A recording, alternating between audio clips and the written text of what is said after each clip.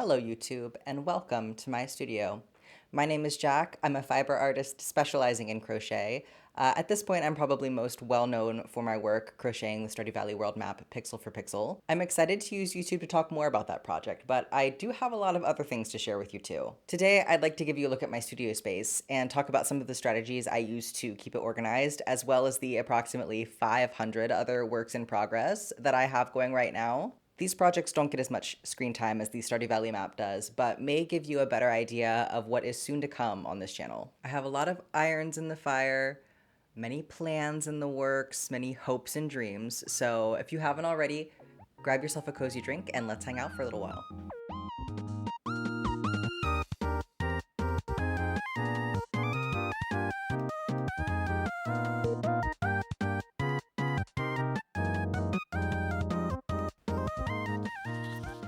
I've gotten a lot of questions about where I plan to put the map when I'm done with it, and the answer is right over here on this very blank, currently very boring section of wall.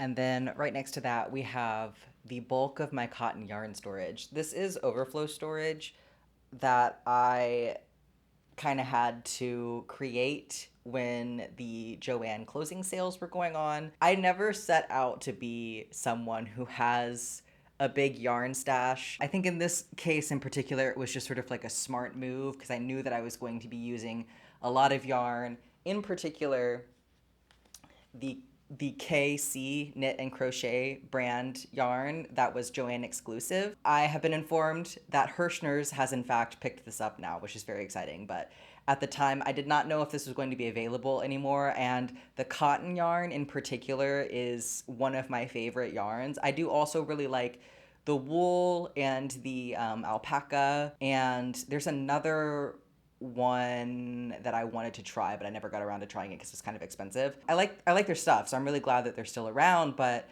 I wanted to make sure that I was still going to have access to some if they were indeed, going away forever. So I did end up building a bit of a stash of the knit and crochet yarn.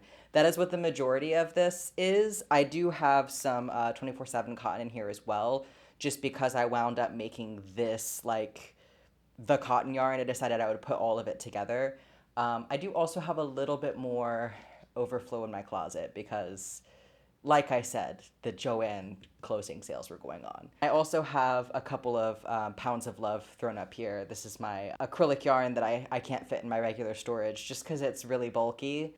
And I ended up needing a few extra colors of this for a specific project. So I got these bins in the Joann closing sale as well. They were on sale for I think I got them for like $2.50 each. So it was a really, really good deal, and it just worked out great with what I was doing with all of the cotton yarn that I was purchasing. So that is sitting on top of this little end table here that was salvaged off of the side of the road at one point. It's actually a really good set of drawers, all things considered. There's not a lot of fiber arts specific stuff in here. This top drawer is mostly for like electronic stuff. This is kind of my junk drawer, I guess. And then this bottom drawer here is for some art supplies that I do use more regularly, but not as often as like my fiber art supplies. So it's mostly chalk pastels and watercolor. I don't do a lot of like drawing and painting at this point in my life. I did go to art school, but that experience was pretty overall negative for me, and I experienced pretty severe burnout after that and had a lot of skill regression happen. So I don't touch that stuff super often at this point, but I do still like to do watercolor from time to time, weirdly enough. That it's a whole thing. Anyway, I do still touch these supplies sometimes, so that's why it's nice to have them accessible, more accessible than the stuff that's in my closet of doom. The closet is just me making do. So this china cabinet houses the bulk of my yarn storage, and I do highly recommend having something like this, especially if you have pets. I know a lot of people have like open shelving, and that's really nice if you can do that, but it's just not really practical Like, I have 3 cats, and I would imagine with dogs as well. It's really easy for pet hair to just kind of get all over everything if you're not careful. And even if you don't have pets, you know, dust is definitely a concern. There are some bugs and things that can get into yarn storage if you're not careful. So obviously this is not a perfect solution to all of that, especially because it is missing a piece of glass over here. There was a small mishap in the last move that we had, but that's okay. If I really wanted to, I could replace that piece of glass. I do have the technical knowledge to be able to do that myself, so I'm not too torn up about it. But this serves my purposes great. You know, the cats can't get into it over here. They don't mess with it or anything like that. So this is 1,000 times better than the storage situation I had in my last apartment, where in order to try and keep the cats out of my stuff, I basically ended up making a pile of boxes in the corner next to my desk. And it wasn't easy for the cats to access, but it also wasn't very easy for me to access. And I couldn't really see what I had. So being able to know what is in your stash, I think, is a great way to keep yourself using what you already have. So the storage breakdown here, it is pretty chaotic in here. It's pretty full in here right now, but there is still a logic to the way that things are organized inside this cabinet. The top shelf here is supposed to be for like notions and sort of the accessories, things that I use in conjunction with my work that aren't necessarily yarn. So I have my towels up here on the top shelf for blocking, some sewing supplies, not all of my sewing supplies, but some of the stuff that I would need more regularly. I have my book of floss samples. I do have some projects stored up here because things are getting a little bit out of hand in here, as you'll see in a minute. I also have some more notions down here. This bag is full of polyfill. So things like that should be going up on the top shelf, ideally. I would like to have a little bit more structured organization for up here so that things are not just like flat on this shelf. Since smaller things are going up here, I think if I segmented this shelf in half again, so if I had like another step up, I think that would help a lot. And then also compartments, dividing it up this way. There's less dead space happening that way. And I will be less tempted to just kind of stuff things in here if there's only room for small things to go in here. This next shelf is where my works in progress go. Originally, this was supposed to be this basket here would be set aside for yarn that I had already promised to a specific project. So I hadn't things that I hadn't necessarily started yet, but I had bought the yarn for and wanted to set it aside so I wouldn't use it for something else. And then this basket was supposed to be for things that I was actively crocheting, actively in the process of making. And previously, I would have about 4 works in progress going at a time, and that worked really well for me because then I could have things at different stages of completion. So if I had something that was like really complicated going and I needed to take a break from that, I could go work on something that was like very simple and just, one panel of double crochets with no decreases or increases or anything. And then I could also have like a piece where all I needed to do was weave in the ends, and then a piece where maybe I was still like in the planning phases for it. So like still sketching things out and like doing math and making swatches and stuff like that. So that has been a pretty good approach for me in the past, and it's not where I am right now, as you'll see.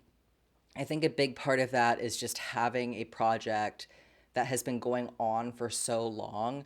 I've kind of lost track of sort of the rhythm of beginning and completing things. Like I'm less motivated to like hurry up and like finish a project so that I can get it out of the queue and get something new into the queue because I have something in my queue right now that's going to be there for months and months and months to come yet. I actually have multiple month-long projects going right now. So I think that's kind of why I'm so disorganized at the moment, but that's something that I definitely want to work on.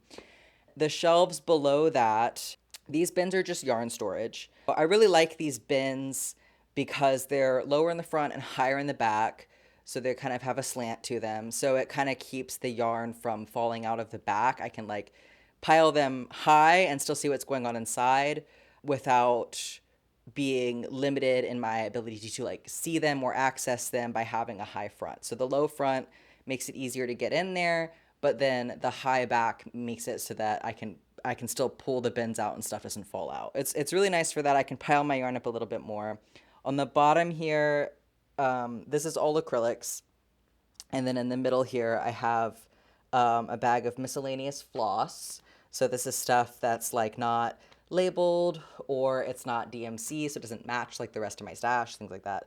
And then up here on this shelf, this is also acrylic, and then yarns that are blended fibers, like natural fiber plus like an acrylic or something. So like I think this one is like 50% cotton, 50% acrylic. So yarns that are a little bit different from just my basic acrylic. And then over here, this basket is just for natural fibers. Mostly it's wool in here at this point. So you can see why it was necessary to extend my cotton storage somewhere else, since I have so much of specifically cotton yarn in comparison to everything else that I have. And then also you can see how this is getting pretty full at this point.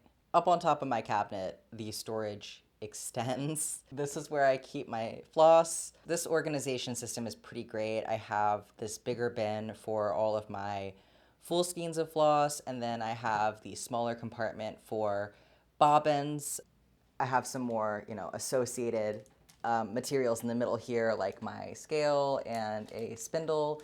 And then over on this side, these baskets are where I keep items that are for sale in my shop, just so that they're, contained, not getting messed up by anything else. They're covered, protected.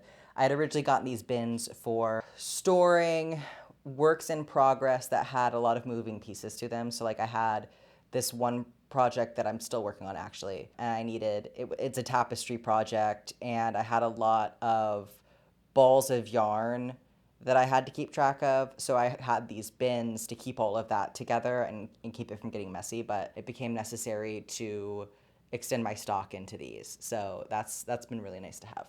Down here on the bottom, this is mostly sewing supplies, but I do have a couple of other things that I keep down here for crochet. These are my blocking mats. So these are just like children's like playroom puzzle piece mats. They are cheaper than like the actual blocking boards that you can get, which are the same concept. They're like foam pieces that you can fit together in the same way, but they tend to be a little bit thicker and they have grid lines on them. So I can see why you'd want to go for like the actual product, but if you are trying to save some money, these work just fine. I use them with T-pins. They've held up for quite a while at this point. So I do recommend that if you're on a budget. And then this is my scrap bag that lives down here. It's getting pretty full, but that's okay.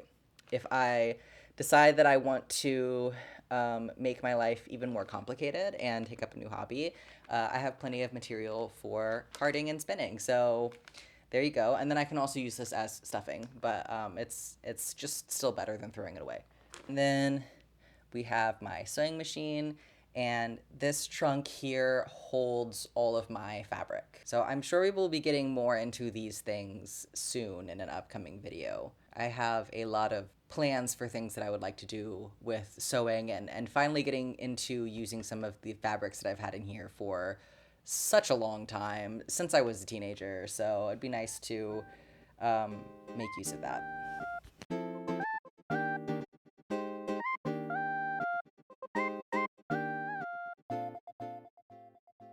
So let's get into all of this. So I guess we can start with this, which looks kind of crazy. This is what I am doing with all of my excess floss. This tool that I have here is a Cordsmith. The Cordsmith is a tool produced by Autumn Eden Goodman, I believe, of the Size Inclusive Collective. They make these to order. They're 3D printed handles, and they have these 3 latch hooks on them. This one is the mini. So these are for making I-cord. You can also make I-cord with this little bracelet winder thingies, I think. But this one is cool because you can attach I-cord directly to a project, like for finishing and stuff. There's a lot that you can do with it, and I haven't even scratched the surface of that, I know that much. But when I saw that you could make I-cord with floss, I was like, hang on, that's literally the perfect thing to do with what I have. So basically, I'm turning my excess floss into a huge skein of multicolored yarn, and I'm someday, when I'm done with it, I will make something out of it. My next series of projects, I'm going to kind of lump a bunch of different ones into one thing here because I am making quite a few different pairs of the sweaterless sleeves right now. I have this one that is almost done, that I am making for a friend who is very graciously lending me their measurements so that I can learn a little bit more about size grading.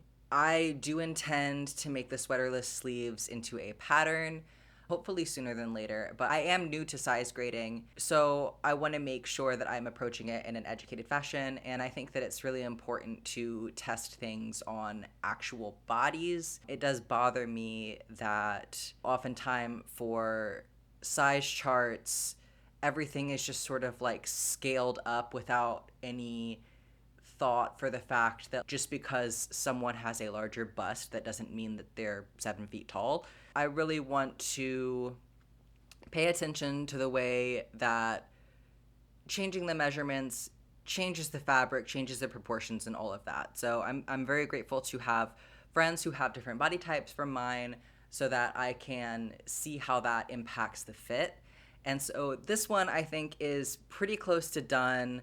I need to make some more tweaks to it, but then I think it'll be good after that. In a similar vein, I have this one sleeve that I'm making for another friend. Same situation. I'm gonna take what I learned from the first pair of sleeves and use it to help me improve the fit on this set of sleeves. This is another pair of sleeves. This one is for myself. I am testing out a different yarn brand to see if it works as well. I just wanted to have a backup in case the KC yarn was not available anymore because that was what I originally was making the sleeves with.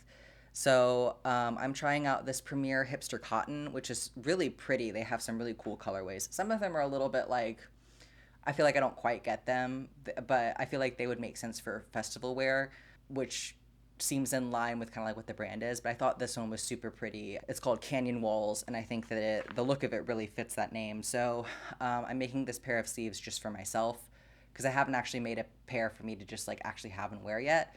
So I don't think this yarn is translating exactly. It feels a little bit thinner to me. I think that it's because it maybe is not quite as like sturdy as this other yarn, so I feel like the rows are not quite as tall, even though the fit around is pretty much the same. Blocking it may change things because you do get a little bit of extra length in the blocking process with these. So we'll see how that goes.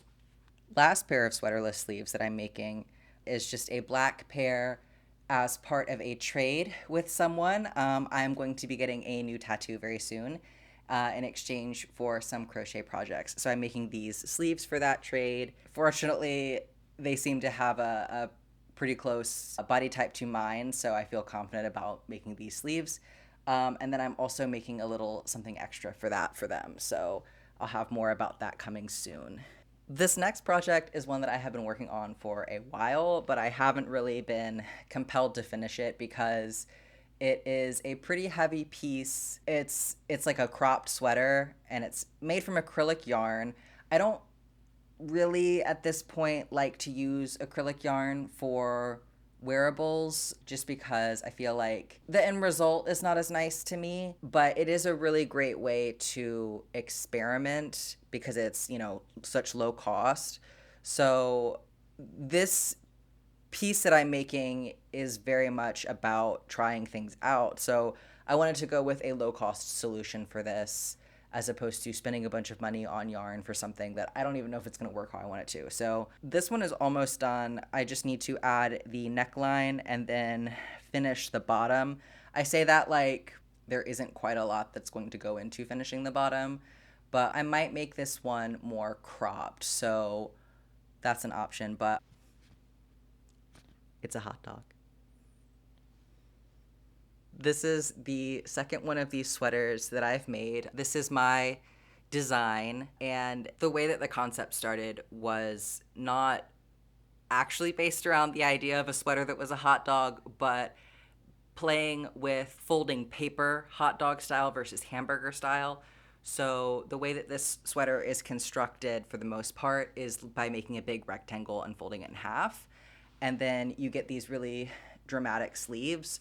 Size grading it, or starting to look at what size grading it might look like, I began to realize that in order to effectively size grade it, I was going to have to get a lot more complicated than that. I originally thought that I would start with this as my first size graded pattern, but I did back off of that pretty quickly once I realized that, like, accounting for a larger bust was going to be really complicated unless I wanted to have like the world's largest sleeves, and I don't think that that's really what the fit of this sweater is supposed to be like. I had to take a step back with that, and that is also making me rethink the other original reason that I wanted to make this sweater, which was that as a good base for like tapestry projects, I'm very interested in the idea of taking a square or a rectangle in this case and being able to transfer it over very easily onto the format of a sweater. So there's a lot of ideas that are still it's still cooking up there. But I'm at least gonna finish this and it'll be hilarious, I think. It's a weird piece for sure. This piece, I am probably going to take it out of my pile, actually. I keep playing around with how I want to do like a half skirt idea or like a wrap skirt kind of a thing. And it keeps not really being as simple as I'm trying to make it in my head. You can definitely make a skirt out of pretty much anything, just wrap it around yourself, but that's not what I want out of it. I was originally thinking about making like a trans flag wrap skirt kind of a thing, just for something to wear to Pride. And so I started making this with acrylic yarn that I just had on hand. And then the thought of going out in the heat and sweating in this disgusted me a little bit. So I'm probably just going to frog this and use this for something else because I don't really want to wear acrylic yarn. So we'll take this out of the whip basket. We're down one. That's kind of an awesome outcome for this. This similarly probably should not be in here. I guess it can stay because I am technically still working on it, at least in the sense that I am workshopping the idea. This is another pattern that I want to include with the horned headband. I have the little devil horns that I've gotten figured out, but I really wanted to do an antler pattern as well. But I think that these are just a little bit too big, that the way that they are now. They look cool, but they're just like a little bit too heavy to be supported by this band. So I think I want to rework these just a little bit, size them down a little bit, maybe make them a tiny bit skinnier so they don't have to be as heavy and a little bit shorter. And then I think they'll work better. You can still wear this, but you just kind of need bobby pins to support it. And then I also have this dogwood flower that I like quite a lot, actually, that I designed. So yeah, this is not so much a work in progress as it is an idea in progress. So I guess I'll kind of also take that out of there for now. We won't count that. We can leave the loose horns in though, because I do need to be making more headbands. This is here to represent my current knitting project that is on my needles at the moment. I have taken up knitting again, which has been really fun. I got this yarn from Darn Good Yarn. They sent me one of their yarn in the month boxes, and I really love this yarn. I figured it was going to be better for crocheting with just because it's kind of loosely wound, so I wasn't sure if that was going to get caught in the needles too much, but I really like knitting with it too. I think it's really beautiful, so I'm pretty pleased with it. I'm making a scarf with it just because I don't want to get too intense with my knitting yet. I'm kind of using it as like to fidget with, something a bit more meditative right now, just because I feel like I already clearly have enough going on with crochet projects. So I'm letting knitting be its own thing right now. Yeah, that's been really nice. Okay, so here is an example of what I was talking about before, where I would just have yarn set aside in the basket. So what's left in here is yarn that I picked out for a specific project that I've had on the back burner forever. I just haven't really felt like I could get into it yet because, it's something for me to wear, and I just haven't really felt like I could dedicate time to something that wasn't going to like more directly point towards making me like some income. Not that everything that I do is geared around that, but this is going to be pretty involved, and it's going to take some time to figure out. So I haven't felt like it was a good idea to get started on, but I'm thinking about it at this point, and I think that it would make a really cool video because I am planning to make PJ's sweater from Fortnite.